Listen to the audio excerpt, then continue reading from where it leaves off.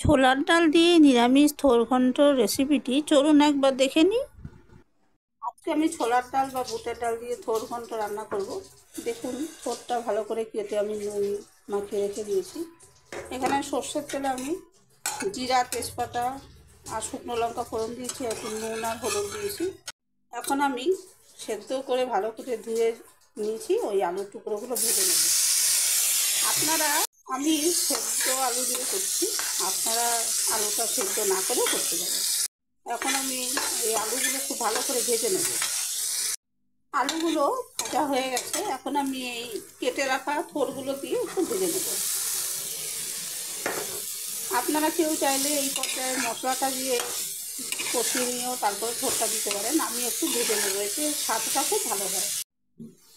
আমি ভালো করে নুন হলুদ মাখিয়ে নিয়েছি। নুন তো পরে আমি একটু নুন মাখিয়ে রেখেই দিয়েছিলাম, এবার ভালো করে আমি মিক্স করে নিলাম। এবার আমি ঢাকা দিয়ে ভেজে নেব। এরপর থোরটা ভাজা হয়ে গেছে, এখন আমি মাঝে একটু জায়গা করেছি, তো দিচ্ছি ঘি। আমি কিছু মশলা যোগ করেছি, শুকনো লঙ্কার গুঁড়ো আছে, হলুদ গুঁড়ো, শুকনো লঙ্কার গুঁড়ো, আর আছে হিং, গরম মশলার গুঁড়ো, আর আছে আমল তেজপাতা থেতো করা, ধনে, জিরে, আদা আর দারচিনি। এগুলো আমি সব এখন ভালো করে ঘিয়ের মধ্যে কষিয়ে নেবো। আমার এর আগে আরেকটি ভিডিও আছে এই ছোলার ডাল দিয়ে লাউ ঘন্ট, সেটা একটু আলাদা, চাইলে দেখতে পারে। আর এই সঙ্গে আমি একটু জল মিশিয়ে দেবো, আমল দিস্তার যে মশলাটা কত কষায় সেই জলটা। এখন আমি খুব ভালো করে মশলাটা কষিয়ে নিচ্ছি। মশলার সঙ্গে থোরটা ভালো করে দেখুন কষানো হয়ে গেছে। আর এখন আমি আজকে রান্না করছি ছোলার ডাল বা বুটের ডাল দিয়ে।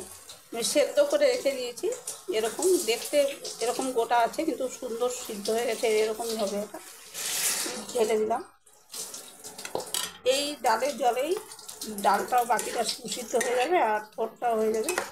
আমি আজকে বুটের ডাল দিয়ে করছি বলেই, ঘন্ট করছি না বলেই থোরটাকে এভাবে কেটেছি। আপনারা কেউ চাইলে আরও মিহি করেও কাটতে পারেন, আমার দরকার নেই, এতটাই যথেষ্ট। আচ্ছা, এবার আমি একটু স্বাদ মতো গুড় এই পর্যায়ে মিশিয়ে দিচ্ছি। একটু মিষ্টি মিষ্টি হলে ভালো লাগে, আর নিরামিষ তরকারি আবার ছোলার ডাল দিয়ে তো মিষ্টি দিলে তো ভালোই হয়। ছোলার ডালে তো আমরা মিষ্টি খাই, আর নিরামিষ রান্নাতে তো মিষ্টি দরকার।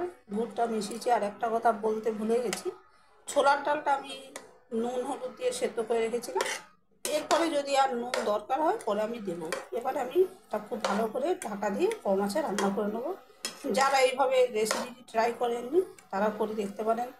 থোর ঘন্ট, থোর ছেঁচকি তো সবাই খেয়ে থাকেন, পাঁচমিশালি খেয়ে থাকেন থোর দিয়ে, কিন্তু এইভাবে ট্রাই করে দেখবেন, ভীষণ সুন্দর লাগে খেতে। আর আমার চ্যানেলে এই রেসিপি আরেকটি আছে, সেটা একটু আলাদা, দেখতে পারেন। দেখুন, আমি যে জলটা দিয়েছিলাম এই দেখুন টেনে এসছে, প্রায় দেখতেই পাচ্ছেন। আর এই ডালটা এরকম কিন্তু গোটা গোটাই থাকবে, এটাকে ডাল ছড়া বলে, পূর্ববঙ্গের একটি রান্না। করে দেখবেন একবার, ভীষণ সুন্দর খেতে হয়। শেষ পর্যায়ে আমি ধনে জিরে ভাজাগুলো মিশিয়েছি, আর এটা হচ্ছে শুকনো কড়াইতে ভেজে রাখা আটা। তো আটাটা এইভাবে ভেজে মেশালে তরকারির স্বাদ বেশি ভালো হয়। আমি এইভাবে করি। এবারে আমি সব শুদ্ধ খুব ভালো করে মিশিয়ে নিচ্ছি। আর আমার এই থোর ঘন্টটা ছোলার ডাল বা বুটের ডাল দিয়ে তৈরি হয়ে গেছে। ছোলার ডাল দিয়ে থোর ঘন্ট ট্রাই করে দেখতে পারেন, খুব ভালো লাগে।